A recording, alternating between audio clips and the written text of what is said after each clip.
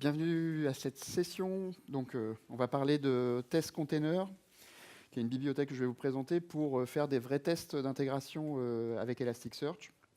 Donc, pour ceux qui ne me connaissent pas, je m'appelle David Pilato et je suis développeur, je fus développeur, je suis plus évangéliste maintenant chez Elastic. Bon, en fait, on va faire une démo et puis on va faire ça en live. Ça sera un peu plus sympa. Vous voyez mon écran, c'est bon. Donc, alors, quel est le problème ?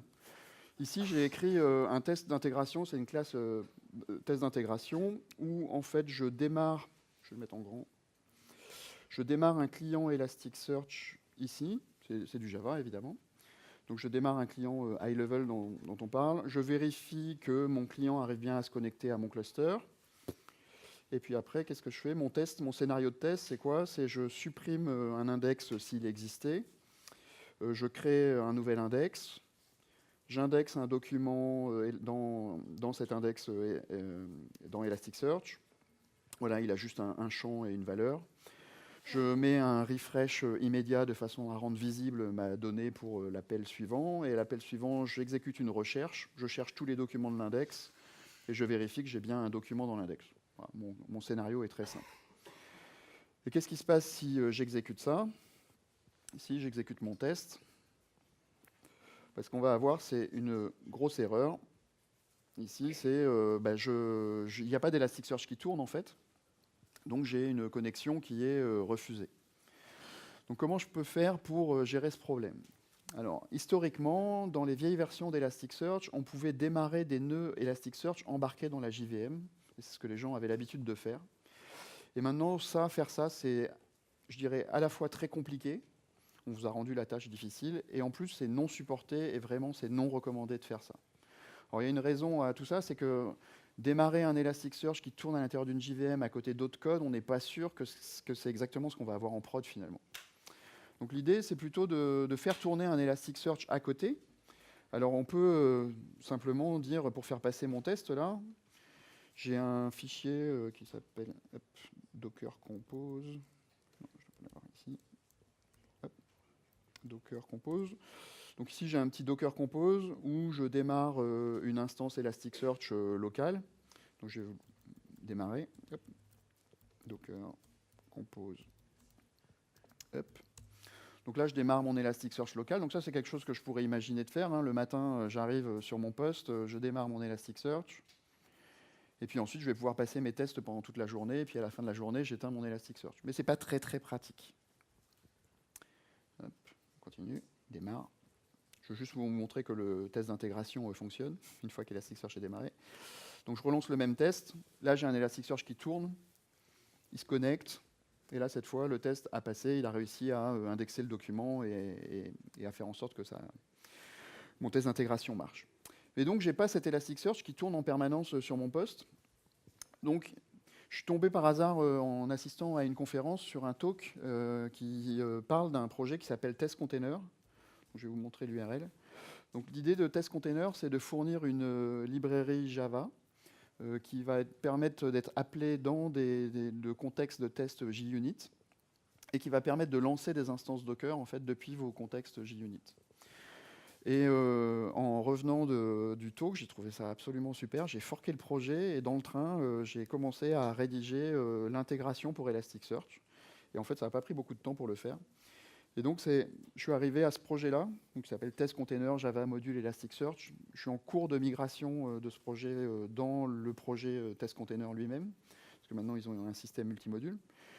Et donc, c'est en utilisant à la fois Test Container et ce module-là en particulier, je vais vous montrer qu'il est assez simple de démarrer depuis mon contexte de test un Elasticsearch qui tourne et qui va pouvoir me permettre de passer mes tests. Donc je vais éteindre mon Docker ici pour être sûr de ne pas être perturbé par ça.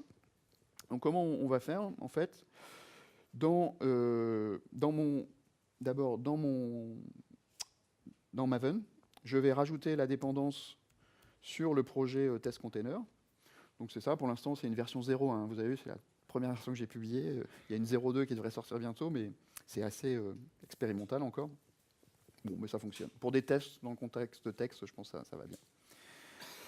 Donc j'intègre cette bibliothèque et maintenant que je l'ai intégrée, je vais pouvoir commencer à fabriquer un Elasticsearch Container, ici. Alors, ça, on peut faire aussi des annotations. Ça peut se faire par des annotations Elasticsearch Container. Oups, décidément. Je peux passer des paramètres, et je recommande d'ailleurs de passer des paramètres. On peut dire, OK, quelle est la version d'Elasticsearch que tu veux tester? Ici, je veux tester une 6.2.3. Et puis, ça va me créer une instance de container. Okay. Et ce truc-là, comme je le démarre ici dans la méthode statique, avant de passer tous mes tests d'intégration proprement dit, cette partie-là, je vais la déplacer ici. Et je vais la mettre en variable privée, private, statique, final, mon container. Et ça, c'est mon container. OK. Pas final, pardon. Hop, voilà. Donc ici, j'ai une instance de mon container qui est prête. Ce que je vais faire pendant que j'y pense, c'est que dans la méthode stop, je vais lui dire que si jamais le container a été créé, à ce moment-là, on va faire un container. Ça doit être stop. Voilà, facile. Donc mon container va s'arrêter. Donc ici, quelque part, je prépare mon container. Je vais lui donner une petite règle. Alors ça, c'est pareil, je suis en train de simplifier cette partie-là. Mais pour l'instant, c'est un petit peu de code à écrire, mais ça va être plus simple. Je vais lui donner une stratégie d'attente. C'est-à-dire que quand vous démarrez un conteneur Docker avec Elasticsearch qui tourne, en fait, Docker va vous dire immédiatement que le process Elasticsearch a démarré, que ça y est, le process est démarré, mais en fait, Elasticsearch ne tourne pas vraiment. Il a plein de choses à initialiser, et donc il faut qu'on attende. Donc là, on a une stratégie d'attente à mettre en place. On va faire une new HTTP wait strategy, comme Elasticsearch expose un port REST HTTP sur le port 92.0.0. On va juste lui dire attends pour le code statut 200, vérifier que le service est vraiment disponible. Et puis on va lui mettre aussi un petit timeout pour être sûr. Une petite durée, on va lui mettre 90 secondes d'attente. Si au bout de 90 secondes, tu n'as vraiment pas de retour de 100, à ce moment-là, abandonne et puis échoue le test. Donc là, on a préparé notre conteneur.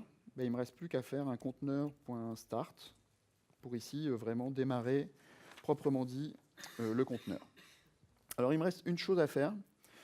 Là, dans mon code ici, je passe des paramètres qui sont par défaut, j'écoute sur localhost, je regarde sur le port 92.0.0, etc. Mais en fait, Docker pourrait mapper les choses un petit peu différemment. Donc, juste pour vous donner un exemple de ce qu'on peut faire, je peux demander au conteneur quel est son host, si jamais ce n'est pas localhost. Donc, on peut dire, je prends mon conteneur et je fais get host et je récupère le hostname. Et pour le port, c'est pareil. Port. Je vais prendre mon conteneur et je vais lui dire donne-moi le premier port qui a été mappé et ça ira très bien. Donc une fois que j'ai fait ça, là si je démarre maintenant à nouveau mon test,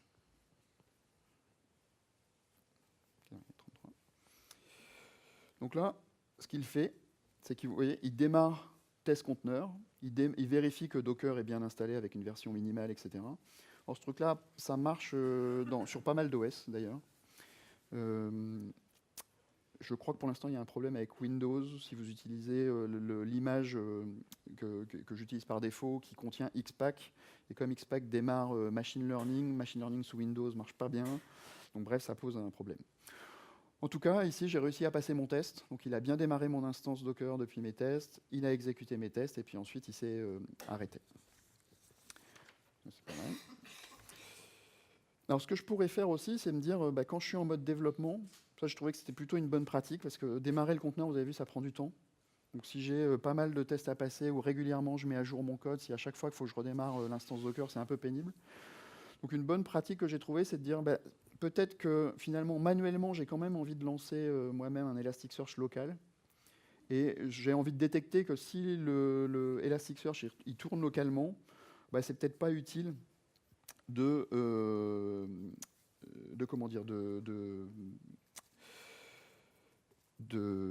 démarrer le conteneur Docker et juste se connecter à celui qui tourne localement.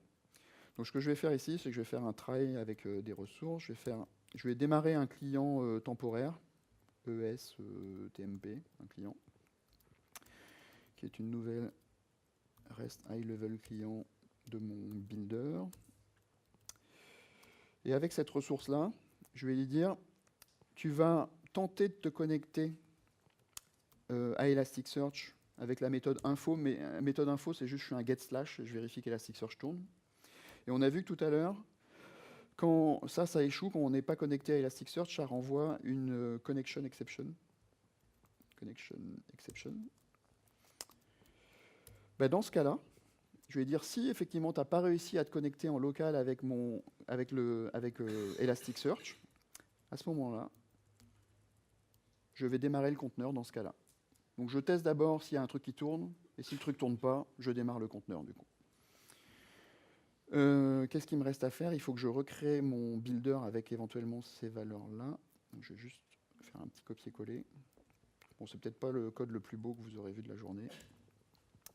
Donc je recrée ici ensuite mon client. Donc j'ai soit un client qui est connecté à mon instance locale, soit j'ai un client qui est connecté à mon instance lancée par mon projet.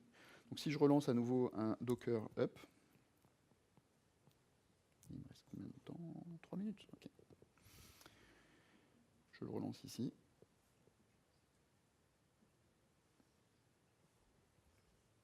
Ok. Démarre tout. Donc là, j'ai un Elasticsearch local qui est démarré. Et si je démarre mon test d'intégration, vous allez voir qu'il va être beaucoup plus rapide, parce qu'il aura détecté qu'effectivement, j'ai déjà un truc local qui tourne, et donc je peux exécuter mon test. Okay, donc ça, c'est la stratégie que j'ai trouvée pas trop mal. C'est celle que j'essaye d'utiliser maintenant à chaque fois que je code du projet qui utilise Elasticsearch. Dernier point, c'est que comme j'ai paramétré tous mes settings ici, j'ai mis le nom de host, le scheme, etc. Enfin, tous ces settings sont paramétrés. Du coup, je peux aussi démarrer une instance Elastic Cloud. Pour ceux qui ne connaissent pas, j'ai déjà créé ici un cluster qui s'appelle Test Container Demo Project.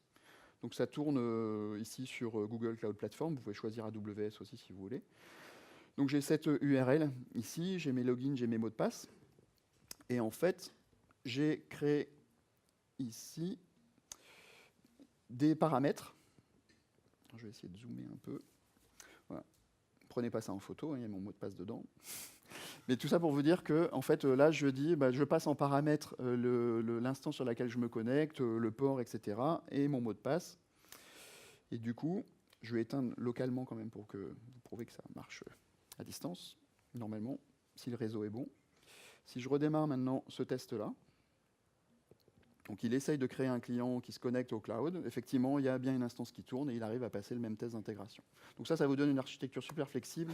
Si vous avez la chance d'utiliser Elastic Cloud Entreprise aussi dans votre boîte et vous avez démarré une instance de test pour votre besoin, c'est pareil. Avec cette stratégie-là, vous arriverez à vous connecter facilement. Il me reste 1 minute 40, donc j'ai assez pour vous montrer les slides. Donc le projet Test Container dont j'ai parlé, donc c'est cette URL-là, testcontainer.org. Donc c'est plutôt bien foutu, il y a plein d'autres modules que vous pouvez démarrer, des bases de données assez populaires que vous pouvez démarrer aussi avec ça.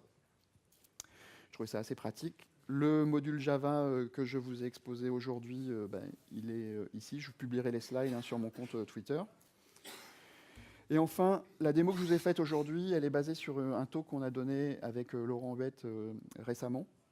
Et il y a ce repository-là qui vous remontre le code que je viens de vous montrer là pendant la présentation. Il y a différentes branches, il suffit de changer de branche pour voir tout ça. Ça va même un peu plus loin parce que ce code-là aussi démarre depuis Maven avec Fabricate, un Docker, éventuellement local s'il y a besoin, pour que tout fonctionne bien. Voilà, c'est tout. Je suis super heureux parce que j'ai rempli toutes mes cases Devoxx jusqu'à présent. J'espère être là en 2019 aussi et pouvoir parler. Merci à Devoxx de me sélectionner chaque année. Je suis super content à propos de ça. Merci à vous. Bon appétit, vous n'avez pas mangé.